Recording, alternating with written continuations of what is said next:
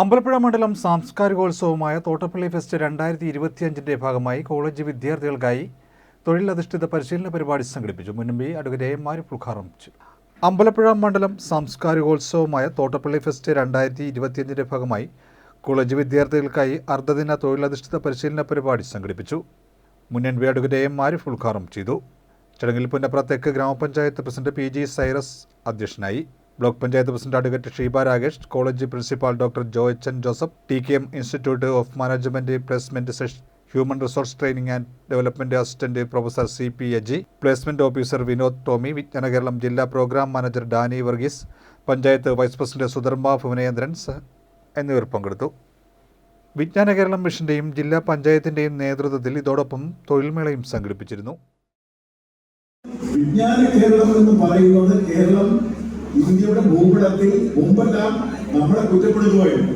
ലോകത്തിന്റെ കോളേജുകളുടെ 7 അയലത്ത് പോലും കേരളത്തിലെ കോളേജുകൾ എത്തുന്നില്ല. കേരളത്തിന്റെ കോളേജുകളിൽ ക്ലാസ് റൂമുകളൊന്നും തന്നെ അപ് ടു ദ സ്റ്റാൻഡേർഡ് അത് അപ്ഡേറ്റ് ചെയ്യപ്പെടുന്നില്ല.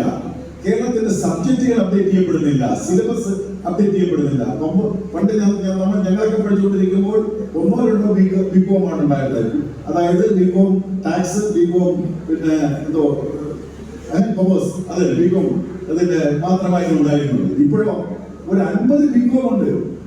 ഈ 50 ബികോം ഏതൊക്കെയാണ്? ടൂറിസം ഉണ്ട്, അതുപോലെ തന്നെ AI ഉണ്ട്. ലോകം മുഴുവൻ ബികോം മാറുകയാണ്. അതുപോലെ നമ്മുടെ എഞ്ചിനീയറിംഗ് കോളേജുകൾ പണ്ടത്തെ സിലബസ് അല്ല, മാറുകയാണ്.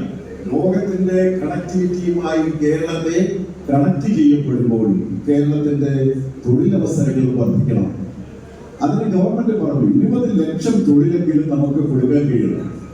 ഇവിടെ പഠിപ്പിക്കുന്നില്ല DWMS, എന്താണ് digital work force management system.